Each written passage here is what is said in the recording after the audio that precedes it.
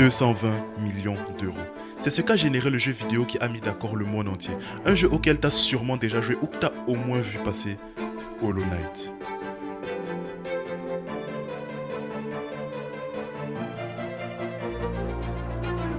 Ce bijou a été créé par uniquement 3 personnes avec seulement 57 000 $ et pendant 3 ans. Mais comment? Les jeux qui tapent dans ce genre de chiffres demandent habituellement des dizaines voire centaines de millions d'euros à produire, comme Watch Dogs 2 avec ses plus de 60 millions ou encore Assassin's Creed Mirage avec un budget de plus de 125 millions d'euros. Donc comment les 3 développeurs derrière Hollow Knight ont-ils fait pour le rendre aussi rentable? Et surtout, comment ont-ils fait pour tenir avec seulement 57 000 $ pendant 3 ans? Vous allez voir, que ce soit les méthodes qu'ils ont utilisées ou encore les décisions qu'ils ont prises, absolument rien n'est habituel. Alors aujourd'hui, je t'explique comment Hollow Knight est devenu l'un des plus grands succès, autant financiers que vidéoludiques, de cette dernière décennie. Ça, c'est Hungry Knight. À l'époque, on est en août 2013 et il était créé pour une compétition de jeux vidéo. Le but du concours est simple, créer le meilleur jeu possible en très peu de temps. Et ça s'est plutôt bien passé parce que le jeu a fini à la 160e place sur 1600. Ouais, je sais que vous entendiez au moins un top 20, mais les créateurs eux-mêmes ne croyaient pas à ça. Ils étaient conscients que 3 jours c'était pas assez pour développer un bon jeu vidéo. Et en plus de toutes les lacunes techniques qui ont confirmé la position finale de leur création. Mais n'empêche, 160 sur 1600 c'est pas si mal que ça et ça leur a permis d'avoir plein d'avis. Certains pensent que le concept est trop classique mais ont été touchés par la patte graphique du jeu, alors que d'autres pensaient qu'ils auraient dû se creuser la tête un tout petit peu plus pour avoir un concept un peu plus fun plutôt que se concentrer sur les graphismes. Mais quoi qu'il en soit, cette expérience a plu à ses créateurs. Ils décident non seulement que ça ne pouvait pas s'arrêter là, mais en plus de s'associer officiellement sous le nom que l'on connaît tous, Team Cherry. Team Cherry, c'est eux.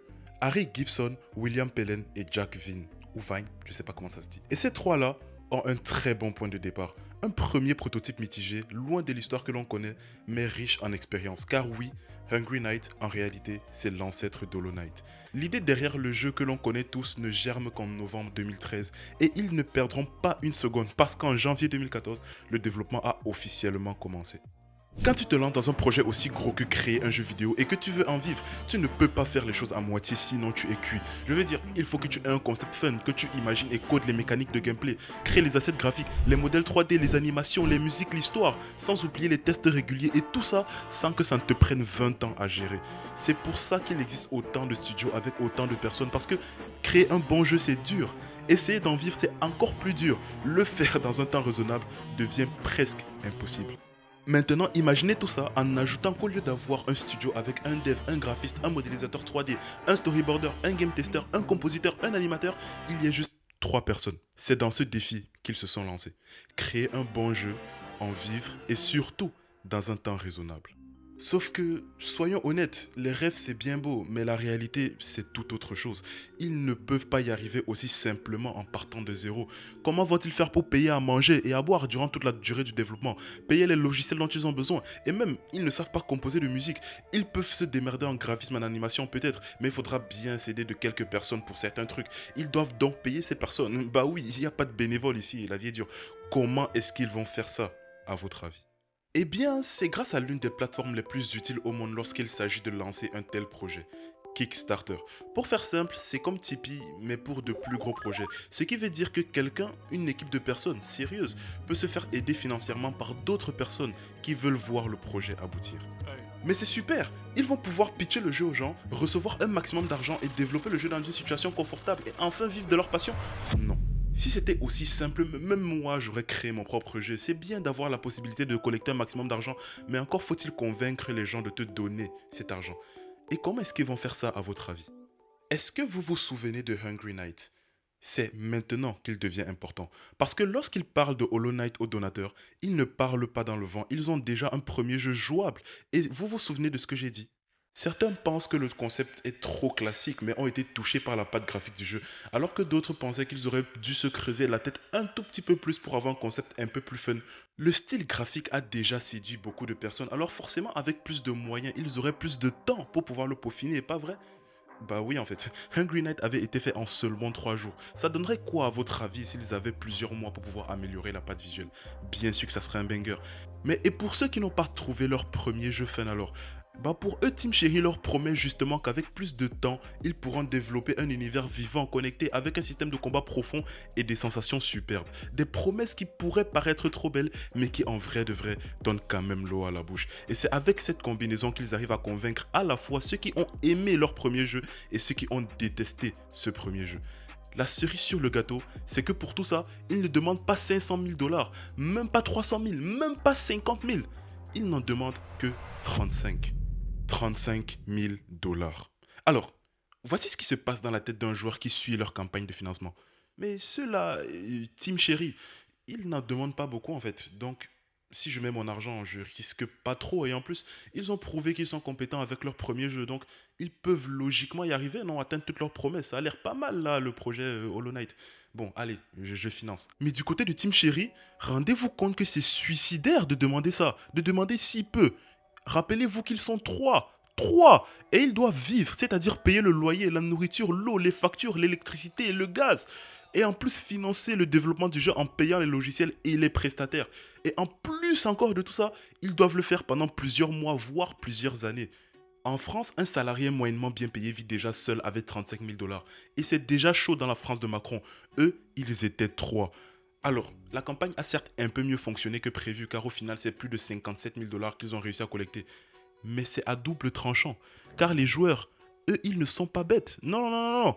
Quand ils voient que tu as réussi à collecter presque le double de ce que tu as demandé au départ, voici exactement ce qu'ils se disent dans leur tête. Au départ, tu voulais 35 000. Ça veut dire que tu penses qu'il te fallait 35 000 pour pouvoir produire le jeu incroyable que tu nous as promis. On t'a donné presque le double, donc t'as intérêt à produire 2 fois mieux, mon gars. Ben oui. À côté, pour Team Cherry, 57 000, ce n'est même pas assez pour pouvoir produire le niveau de qualité qu'ils avaient promis à la base avec les 35 000. Alors si les joueurs en attendent plus, qu'est-ce que ça va donner? Les backers, les investisseurs directs du projet attendent désormais 2 fois plus de qualité, mais les devs ont littéralement besoin de 5 fois plus d'argent pour pouvoir satisfaire les exigences. Est-ce qu'ils ont été stupides d'accepter ce pari? Parce que rationnellement, même toi, même moi, nous ne pourrions pas faire ce genre de promesses. On le sait, je le sais, tu le sais. Ils sont juste trop rêveurs. Les créateurs d'un des plus grands jeux de la décennie seraient des tarés. Non, je pense pas. Je dirais même que c'est très très smart de leur part. Et ça peut s'expliquer rationnellement par un concept dont on ne parle pas assez, je pense, et qui pourtant nous accompagne chaque jour. Depuis ces dernières années, l'entrepreneuriat est devenu vraiment très populaire. Et peut-être que tu as même déjà voulu te lancer. Et si c'est le cas, peut-être que tu en as même déjà parlé à tes proches, comme tes parents par exemple. Ce qui est sûr par contre, c'est que l'un d'entre eux, ou les deux même peut-être, t'ont déjà dit, l'entrepreneuriat c'est risqué alors que le salariat c'est la sécurité. Et dans ta tête, il se passe directement quelque chose. Tu vas te mettre consciemment ou inconsciemment à comparer ceux qui ont réussi en entrepreneuriat et ceux proches de toi qui sont des salariés. Tu compares leurs parcours respectifs, leurs décisions et tu remarques mieux que personne quelque chose. Le salariat, c'est simple. Je mets de gros guillemets à simple parce que par définition, ce qui est dur ne peut pas être réussi par tout le monde. Pourtant, beaucoup de personnes sont salariées. À la fin, tu as un salaire décent, de quoi vivre normalement sans excès et te faire occasionnellement plaisir de façon modérée. Et de l'autre côté, il n'y a pas photo. L'entrepreneuriat, c'est dur. C'est très dur. Dans l'écrasante majorité des cas, ça ne réussit pas. C'est beaucoup de stress, d'anxiété et d'instabilité, surtout financière. Mais tu vois ça, tu regardes la ligne d'arrivée et tu te poses la même question que beaucoup de personnes. Est-ce que ça ne vaudrait pas le coup? Finalement, tu as ceux qui se lancent et ceux qui ne se lancent pas. Et je t'explique pas ça pour juger l'un ou l'autre, mais pour faire ressortir une pensée que les deux types de personnes ont en commun. Le rapport risque-récompense. Et là, tu te demandes, mais c'est quoi encore ce truc? Et qu'est-ce que ça a un rapport en fait avec l'histoire de base de la création d'Hollow Knight? Eh bien, je vais t'expliquer ça là tout de suite et tu vas très vite comprendre le rapport qu'il y a entre les deux et pourquoi est-ce que je t'explique tout ça. Le rapport risque-récompense, c'est tout simplement une comparaison consciente ou inconsciente que tu fais entre ce que tu as à perdre et ce que tu as à gagner. C'est la base de décision de n'importe quel humain un tout petit peu réfléchi sur cette terre. Au final, qu'est-ce qui fait que rationnellement tu décides de te lancer dans une carrière de salarié? En fait, tu estimes que mettre en danger ta sécurité financière sur plusieurs années, ta santé mentale, ça ne vaut pas le coup pour un projet qui en plus a peu de chances de réussir. Par contre, si tu décides de te lancer dans le business, tu risques de ne jamais pouvoir réussir, de ne pas pouvoir payer les factures et de stresser de façon permanente. En plus, tu t'engages à travailler 4 fois plus que la moyenne, sans assurance que ça marche et pendant très longtemps. Seulement, tu te dis que ça en vaut la peine. Car au bout, tu auras peut-être droit à une liberté absolue, une satisfaction inimaginable d'avoir réussi quelque chose et une sécurité encore plus solide que si tu étais salarié. Et ça, ce concept qui paraît stupide, c'est la base de n'importe quel projet entrepreneurial et même plus globalement de n'importe quelle décision. Parfois, le risque n'en vaut pas la chandelle et on abandonne le projet. Parfois, on pense que ça peut passer et on se fait casser les dents. Ou alors, on y croit, on essaye et à la fin, on touche de l'or. Mais au final, pourquoi est-ce que je te parle de tout ça en fait? C'est une leçon limite de cours d'économie de marché. Ça a quel rapport avec Team Cherry? Bateau en fait. Rappelle-toi, Team Cherry, ils avaient un choix à faire. Soit ils décident d'accepter les 57 000 $ des joueurs en sachant que c'est largement insuffisant pour pouvoir produire un jeu de telle qualité, et encore moins en sachant que les joueurs en attendent 2 fois plus avec cette somme. Soit ils refusent l'argent, abandonnent le projet et remboursent les joueurs et tout est fini. C'est quoi le risque s'ils décident d'entamer le projet? Décevoir des milliers de donateurs, traîner la réputation d'un studio de menteurs et de vauriens, rester pauvres parce qu'ils n'auront pas réussi à rentabiliser le jeu et en plus porter une béquille qui leur fermera la porte du financement participatif si jamais ils ont d'autres projets à l'avenir. Cependant, et s'ils y arrivaient? S'ils réussissaient à satisfaire les backers avec si peu et répondre à leurs attentes, ils pourraient non seulement vivre de leur création, mais en plus ils auront gagné la confiance de plusieurs milliers de personnes prêtes à financer tout ce qui leur passera par la tête. Mais n'est-ce pas un rêve? Oh que oui, c'est un rêve. Mais avec Hollow Knight, ce rêve a pu voir le jour.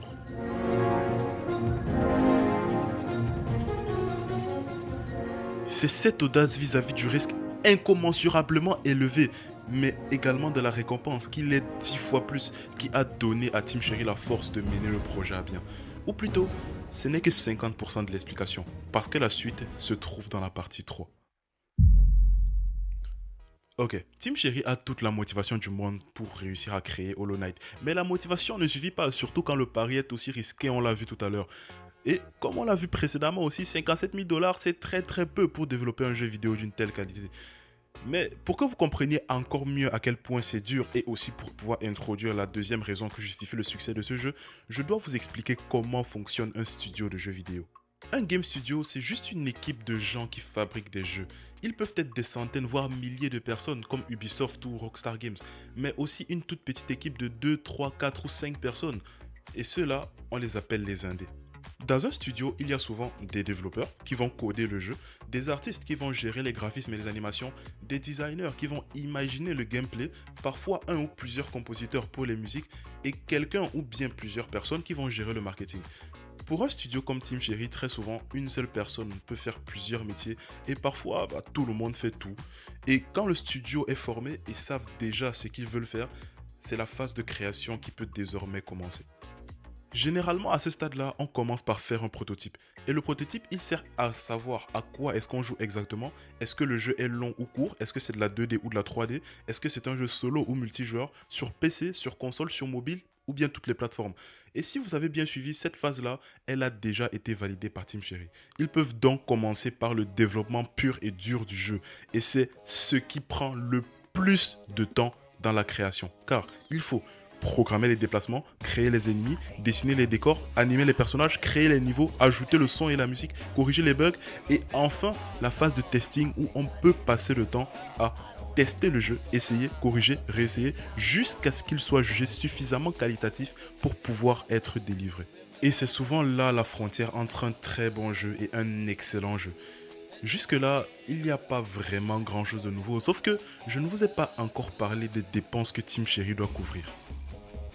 Il faut des PC puissants, payer des logiciels comme Unity par exemple qui peuvent être assez chers, payer la musique parce qu'aucun des membres de Team Cherry ne sait créer de la musique, donc ils doivent appeler un compositeur, Christopher Larkin, payer les frais administratifs pour rester dans la légalité, payer la traduction de leur jeu dans d'autres langues et surtout payer leur temps de travail. Ils ne peuvent pas créer un jeu s'ils meurent de faim ou de soif, donc ils doivent payer une maison, payer la nourriture, payer le loyer, payer l'électricité et le gaz. En plus, ils sont 3, donc potentiellement 3 fois plus de dépenses sur certains aspects, sachant que Hollow Knight a mis 3 ans à être développé et que ça, ils ne le savaient pas parce que ils pouvaient juste pas l'anticiper. En France, une seule personne a besoin d'environ 20 000 € par an pour pouvoir vivre en consommant le moins possible.